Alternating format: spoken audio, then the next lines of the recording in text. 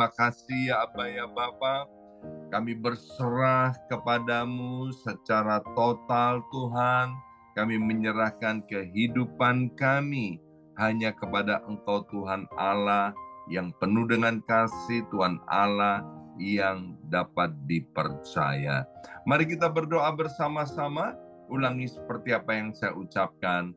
Bapa kami yang ada di dalam surga, Bapa kami yang ada di dalam surga, dikuduskanlah namamu, dikuduskanlah namamu, datanglah kerajaanmu, datanglah kerajaan, jadilah kehendakmu jadilah kehendak di bumi ini seperti di dalam surga. dalam surga. Bapa yang baik, Bapa yang berikanlah kami pada hari ini pada hari rezeki yang menjadi bagian kami secukupnya, secukupnya, cukup untuk memberikan pinjaman kepada banyak bangsa, sedangkan kami sendiri tidak punya pinjaman. Cukup untuk menjadi saksi Tuhan, mulai dari Yerusalem, Yudea, Samaria, sampai ke ujung-ujung bumi. Cukup untuk menjadikan semua bangsa murid Kristus dan membaptis mereka dalam nama Yesus. Terima kasih Bapa untuk rezeki yang secukupnya, dan ampunilah dosa-dosa kami, ampunilah kesalahan kami, seperti kami pun mengampuni orang-orang yang bersalah kepada kami.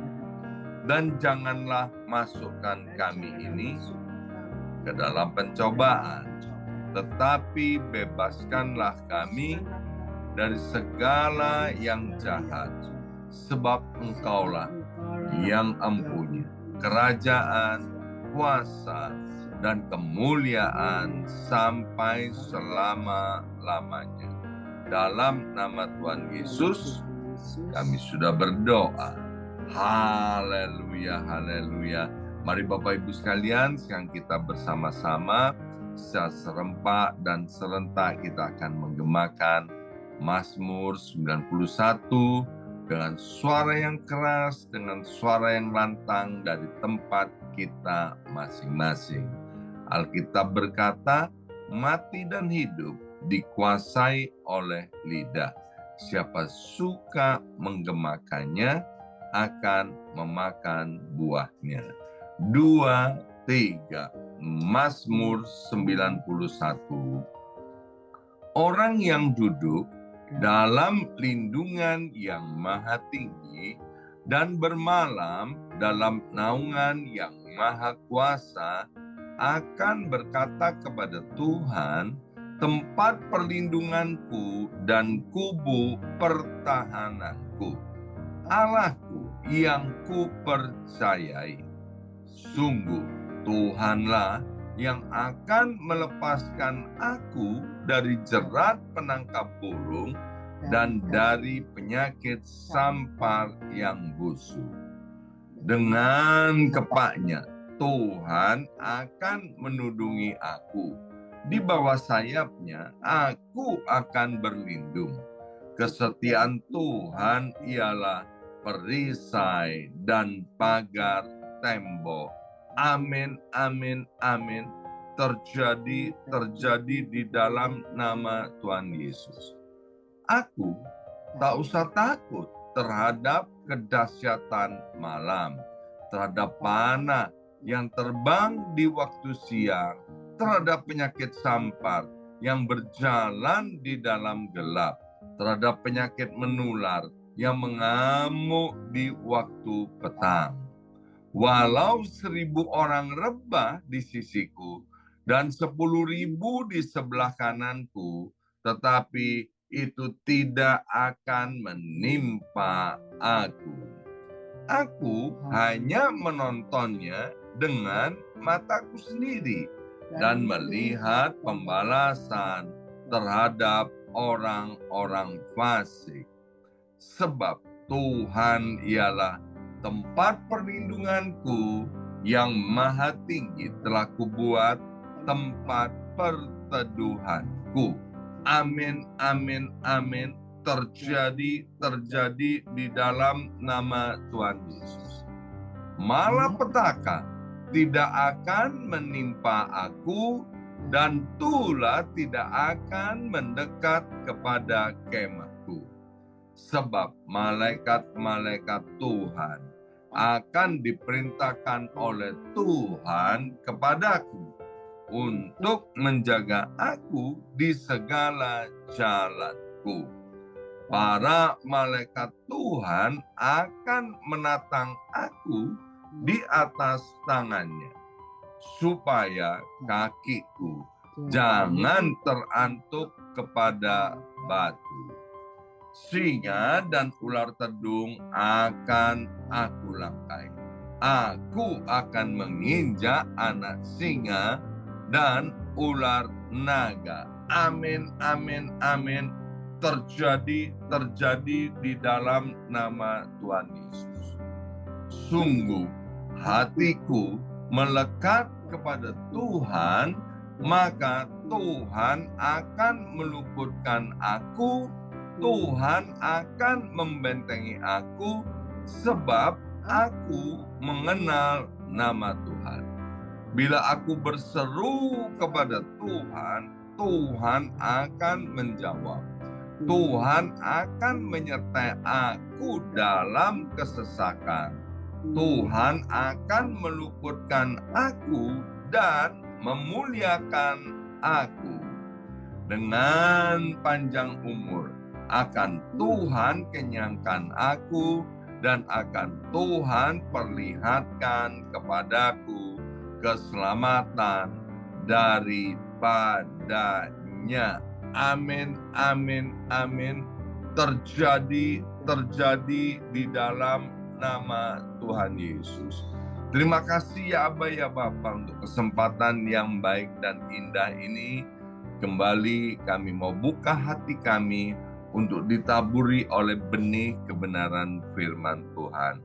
Berkati hamba firman-Mu, Bapak Pendeta Dr. Sutoyo L. Sigar. Dalam nama Yesus, siap mendengarkan firman Tuhan dan diberkati. Angkat jempolnya ke depan, dan dalam nama Yesus katakan amin 3 kali. Amin, amin, amin. Salam kebangkitan, salam penuaian. Semangat pagi! Semuanya semangat pagi. Merdeka, merdeka, merdeka. Ya, bagaimana yang di Amerika Serikat kemarin dalam perayaan ulang tahun dari Amerika, ya, saya percaya ada banyak hal yang mengesankan dalam perayaan kemarin, ya. Dan hari ini kita akan dilayani oleh hambanya, yaitu Bapak Pendeta Dr. Sutoyo L. Sigal, ya. Semangat pagi Pak D, apa kabarnya? Selamat pagi, selamat sore di sana. Di sini pagi, di sana sore. Iya, amin, haleluya. Ya, baik Pak D, silakan waktu dan tempat untuk Pak D.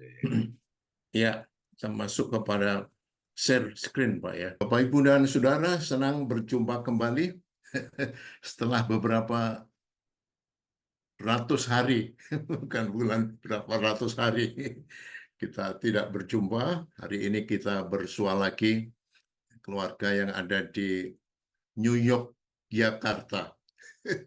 New York, Jakarta. Kami senang. Ibu Tati, istri saya, kirim salam, katanya dia ada di luar sana, sedang bercengkerama dengan cucunya. Ya. Hari ini istimewa karena kita akan membahas berkenaan dengan keteladanan Barnabas.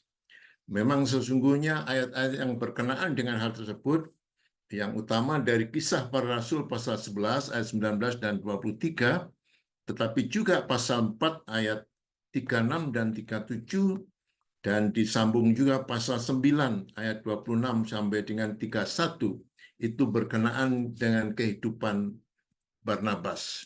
Bapak Ibu, dalam kehidupan bergereja, kita melihat setidaknya ada dua kelompok orang Kristen. Kelompok pertama merasa bahwa Kristen tidak memberikan atau menjamin hidup seperti yang dijanjikan oleh firman Tuhan. Itu sebabnya kita melihat orang-orang itu hidup dengan penuh berbagai hal yang merasa tidak nyaman di dalam kehidupannya. Sedangkan kelompok yang lainnya merasa bahwa hidup sebagai orang Kristen sungguh membahagiakan. Suasana yang sangat menyenangkan, damai sejahtera, serta hidup penuh berkat, baik berkat jasmani dan terlebih berkat rohani. Pertanyaannya, mana yang benar? Sesungguhnya kedua-duanya benar. Ya, benar. Yang pertama benar karena Kristenan tidak lebih daripada sebuah nama tambahan yang ditambahkan kalau Indonesia itu di KTP, ya dituliskan di KTP.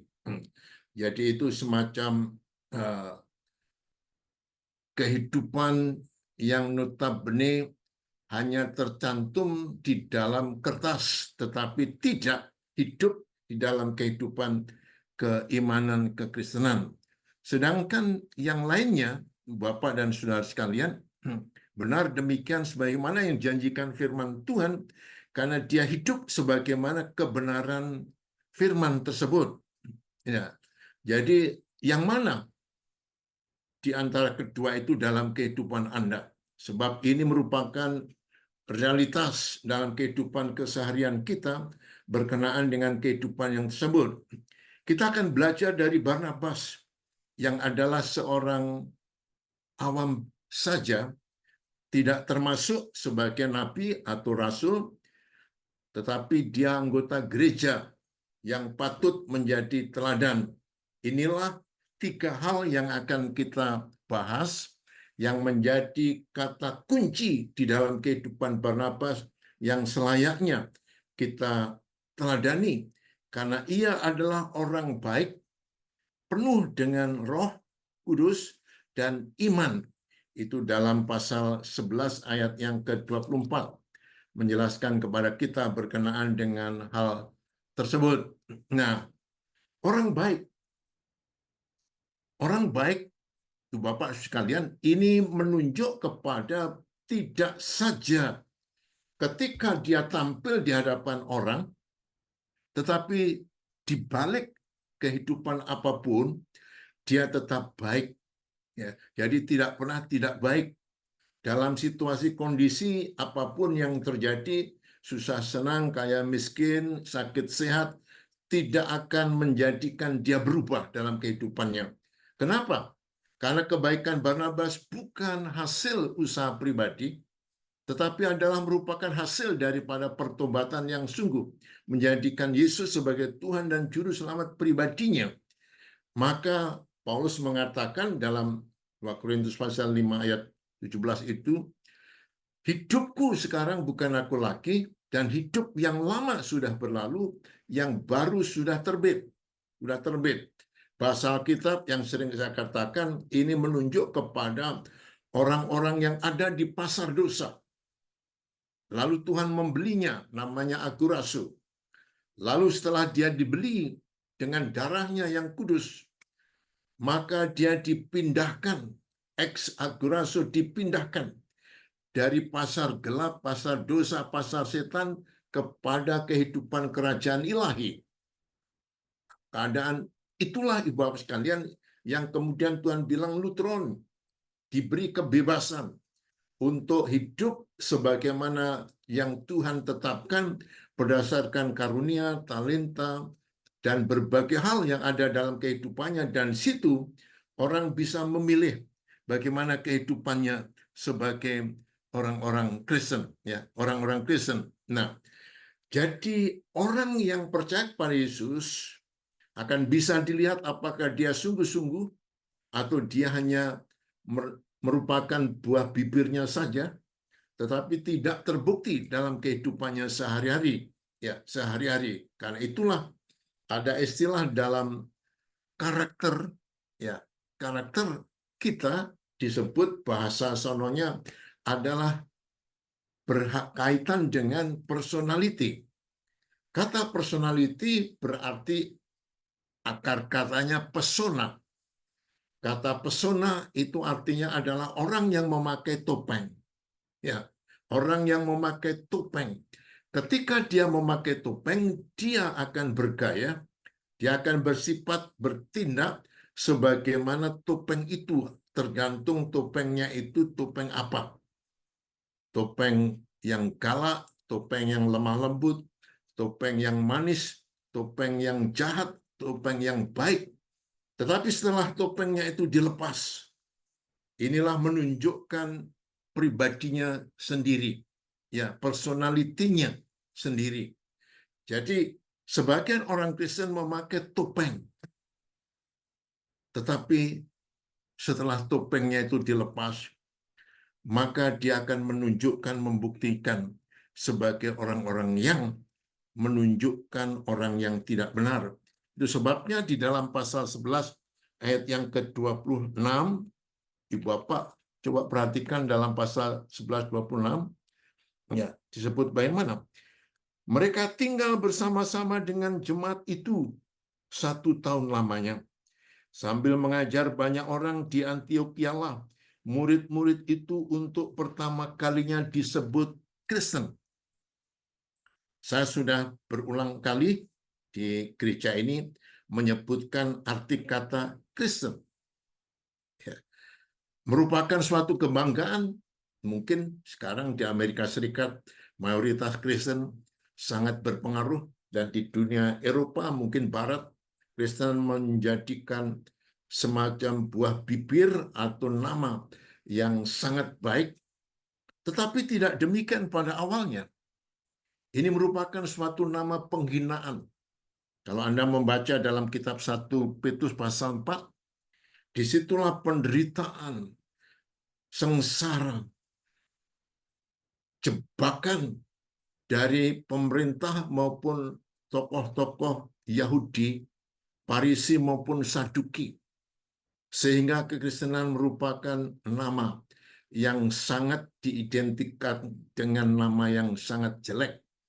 Itu bagaikan Kristus yang kemudian disalibkan, dan itulah sesungguhnya nama tersebut, ya, nama tersebut. Tetapi ayat ini menunjukkan bahwa nama tersebut merupakan suatu nama yang identik dengan Kristus, yaitu Kristus kecil, like Christ. Itu disebut Christian, ya, Christian, like Christ. Jadi hidupnya, perbuatannya, tindakannya, tutur kata, pribadinya seperti Kristus. Kenapa itu?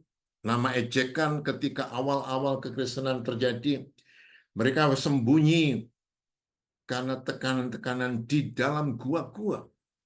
Lalu tentara Romawi mengintip, itu pengikut Yesus, pengikut Kristus. Berbuat, melakukan seperti Kristus. Kalau begitu disebut Kristen. Itulah Ibu Bapak sekalian.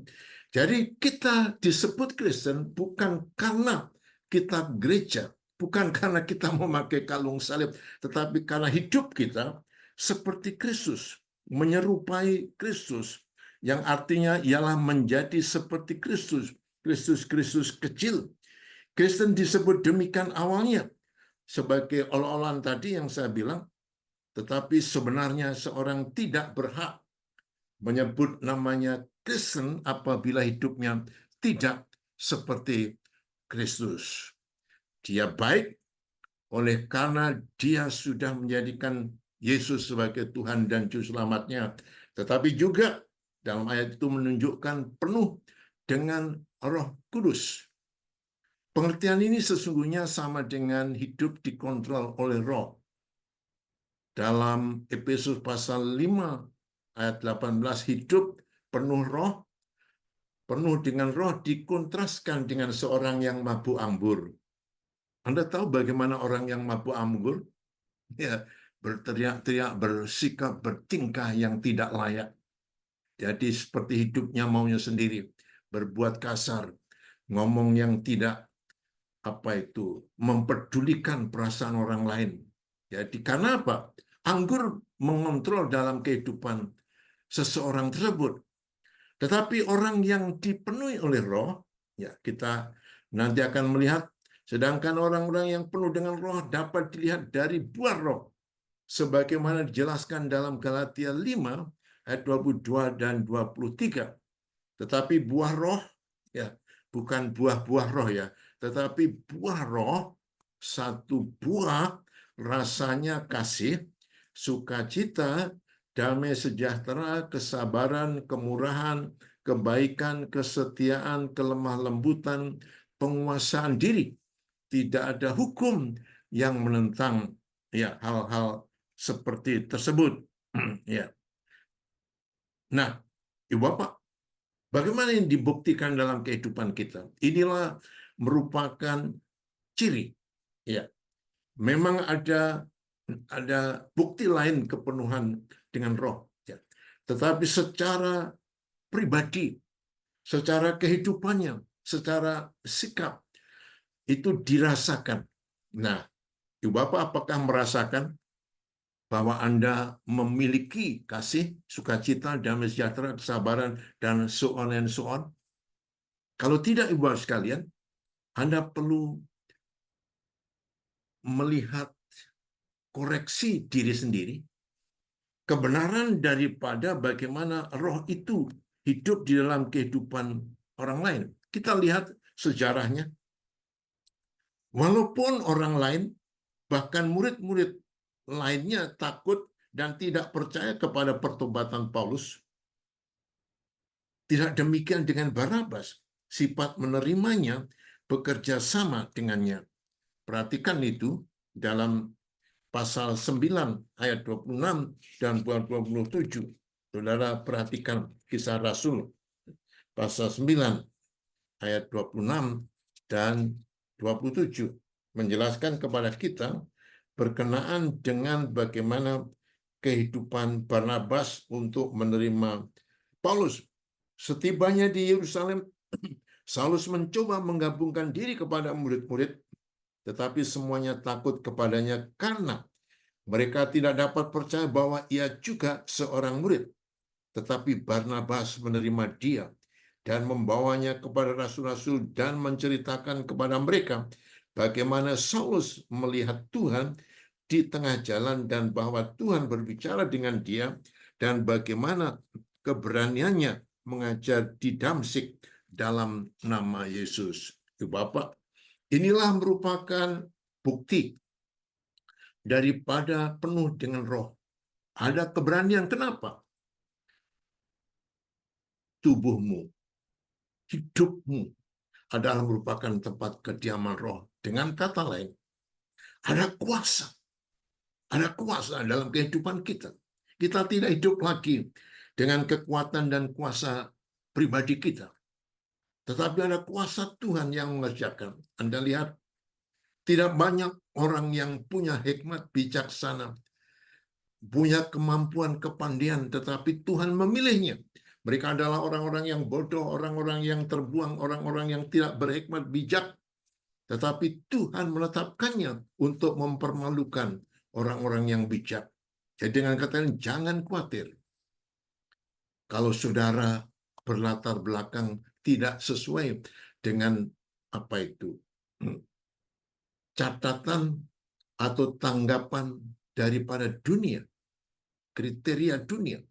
Tetapi kita punya Roh, punya kuasa di dalam kehidupan kita karena kita ini tempat kediaman Roh. Rohlah yang mengerjakan kita dari hari ke hari sehingga memungkinkan terjadi apa yang Tuhan kehendaki. Yang menjadi persoalannya adalah apakah kita peka mendengar suara Tuhan, suara Roh dalam kehidupan kita. Sehingga seperti Barnabas, orang-orang lain menyaksikan Saulus yang dahulu namanya sebelum Paulus begitu luar biasa ganas membunuh, membubarkan orang-orang Kristen pengikut Yesus, tetapi kemudian bertobat. Bahkan rasul-rasul tidak mempercayai. Namun Barnabas, seorang anggota gereja biasa, karena penuh dengan kuasa Roh Kudus, mempunyai keyakinan Ada kuasa yang ada dalamnya sehingga dia berani mampu untuk meyakinkan orang lain dan menghadapi Saulus yang kemudian bernama Paulus. Bapak, inilah seharusnya menjadi identitas kita. Orang-orang seperti Barnabas yang bukan nabi maupun rasul, tetapi ada suasana yang menyenangkan, yang menggairahkan dalam kehidupannya. Yang ketiga, iman. Apa iman? Iman adalah dasar dari segala sesuatu yang kita harapkan dan bukti dari segala sesuatu yang tidak kita lihat. Dasar, fondasi, gedung, rumah yang indah, yang bagus tampilannya adalah sangat menjadi kunci di mana fondasi itu yang menentukan. Keindahan lahiriah tampak di luar kita tidak akan kokoh dan mudah goyang kalau kita tidak mendasarkan iman kepada Kristus, anak Kristus. Ya. Dan ini Ibu Bapak sekalian yang harus menjadi dasar. Bukti segala sesuatu yang tidak kita lihat. Iman adalah misterius. Tetapi lihatlah, dalam sejarah Alkitab, Perjanjian Lama, Perjanjian Baru, gereja-gereja, dan bahkan sampai sekarang ini, kehidupan iman. Iman berdasarkan apa?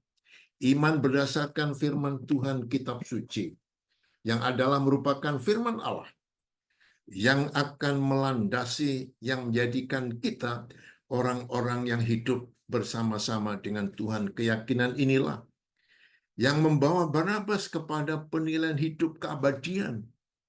Seolah-olah dunia dengan segala isinya tidak bermanfaat bila tidak dikaitkan dengan keabadian. Ya. Nah, Ibu Bapak, kita hidup hanya sebentar-sementara. Ya. 3 hari yang lalu, saya memimpin seorang, bukan anggota gereja, tetapi kenalan, dan ibu keluarga itu minta saya menguburkan. Orang ini sangat populer. Ya, dia bukan hanya pegawai bank, tokoh BRI, istrinya dokter, ya, dokter, tapi tidak berdaya. Kematian akan meninggalkan apa? Bapak, kematian tidak akan bisa diatur. Dokter tidak bisa gandoli suaminya, yang adalah tokoh BRI, ya, Bank Rakyat Indonesia itu. Kekayaannya, rumahnya yang sangat-sangat bagus di Yogyakarta. Tidak juga mampu untuk mencoba menggondeli itu, mencoba untuk tidak meninggal tetapi harus meninggal. Keluarga, anak, cucu menangis, tetapi tidak juga mampu. Kematian harus terjadi. Apa yang terjadi setelah mati? Ya, Ibrani 9 ayat 7 dikatakan, sekali manusia hidup tetapi kemudian mati, dan sesudah itu akan apa? Menghadapi penghakiman. Apa ketika penghakiman terjadi? Sesuatu yang kekal. Sesuatu yang kita perbuat. Sesuatu yang bernilai berdasarkan kealahan. Dengan kata lain, apa yang terjadi di sana tergantung apa yang kita buat di sini. Tetapi yang kita buat di sini bukan sembarangan asal-asalan, tetapi berdasarkan Tuhan, nilainya daripada Tuhan. Ya, itulah Bapak sekalian, penting sekali. Dan ini yang dilakukan, ia rela mempersembahkan yang terbaik dari harta kekayanya. Demikian pula dengan Yusuf yang oleh rasul-rasul disebut Barnabas, artinya anak penghiburan, seorang Lewi dari Siprus, yang menjual ladang miliknya lalu membawa uangnya itu dan meletakkannya di depan kaki rasul-rasul. Bapak, kita tidak hidup untuk selama-lamanya. Sandang pangan papan memang perlu dan penting, Tetapi laki itu bukan tujuan. Itu merupakan kelengkapan. Kelengkapan untuk hidup. Hidup untuk apa? Hidup dari Tuhan. Hidup untuk Tuhan. Oleh Tuhan. Dan nanti juga kepada Tuhan. Oleh karena itulah, pertimbangkan dengan segala keberadaan kita, kemampuan kita, kepandaian kita, kekayaan kita, adakah nilai kekal, nilai keabadian sesaat kita hidup dalam dunia ini? Kalau tidak, kita hidup dengan sia-sia. Sebab apa? Nggak punya nilai. Banyak jiwa dibawa kepada Kristus. Sejumlah orang dibawa kepada Tuhan. Inilah merupakan tujuan Tuhan. Aku datang untuk menyelamatkan dunia. Aku datang untuk menebus manusia, karena itu pergilah kamu. Inilah merupakan tugas kehidupan kita sebagai orang-orang yang sudah menerima anugerah Allah di dalam Yesus Kristus, yang sudah merasakan bagaimana indahnya kehidupan ini di tengah-tengah berbagai gelombang kehidupan yang tidak menyenangkan. Ada tantangan, ada rintangan, ada tentangan. Tetapi kita tidak akan berhenti di situ. Sebab apa? Sebab itu merupakan langkah yang harus kita lalui untuk menuju kepada keberhasilan. Akhirnya Bapak sekalian, beda tipis antara telatan dan teladan. Telatan, Anda tahu bagaimana kita kadang-kadang berpikir telat, datang ke gereja telat, melayani telat, dan Tuhan mau kita menjadi teladan. Teladan dalam hidup rumah tangga, teladan dalam hidup kebersamaan, masyarakat sosial, teladan dalam kehidupan bergereja. Kenapa? Karena itulah yang akan sangat mempengaruhi. Barnabas bukan nabi, bukan rasul, orang biasa. Tetapi karena dia sudah ditebus, sudah berubah, sudah menjadi orang yang baik dalam pemahaman, dilihat ataupun tidak tetap baik, dan dikuasai roh, sehingga apapun yang terjadi, gejolak kuasa Tuhan terus menyertainya. Karena apa? Dia berjalan dengan iman menuju kepada keabadian. Amin. Tuhan memberkati. Tuhan Yesus, kiranya Engkau memeteraikan kebenaran firman ini. Hamba-Mu sudah berhenti berbicara. Biarlah Roh-Mu yang kudus akan menjelaskan, menjabarkan, sehingga kami dapat melaksanakan kebenaran itu. Dalam nama Tuhan Yesus kami berdoa. Amin. Amin.